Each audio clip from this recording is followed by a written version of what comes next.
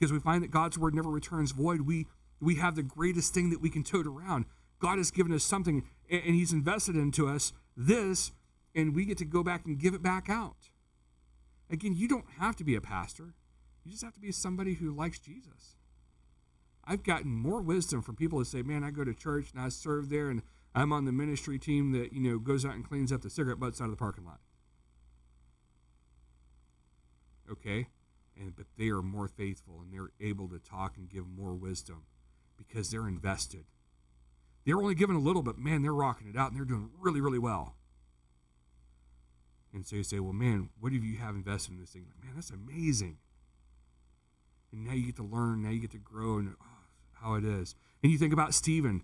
What was he? He was just a lowly deacon, right? Nobody likes deacons. They're stupid. They're just servants, man. They're the servants of the church.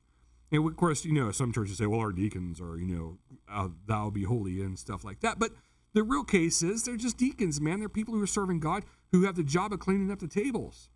The bus boys, the waiters, these guys.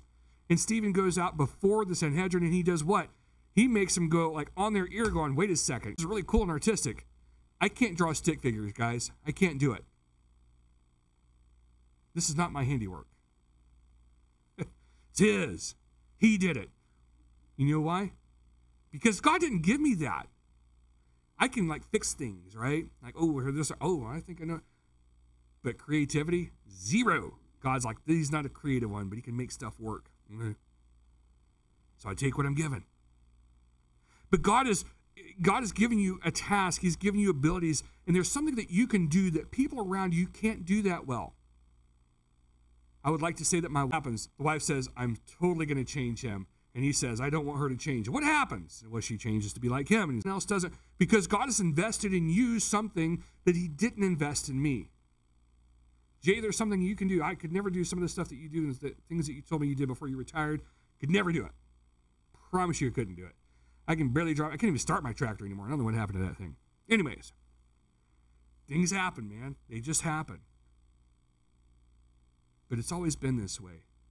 At one point in time, God was going to build a tabernacle in the wilderness. Did you know that? This massive tent and great stuff that was happening out there.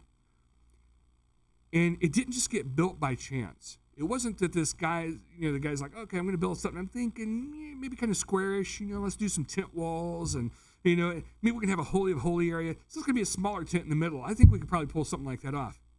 Is that how it worked? Did Moses just come up with this idea? You know what, guys? I got this idea. Wait, Moses, what if you did this? Well, that would work better. That's not how it happened. Because God laid down how the tabernacle was going to be built. And then he did it. But I would take you to Exodus chapter 31 for just this example.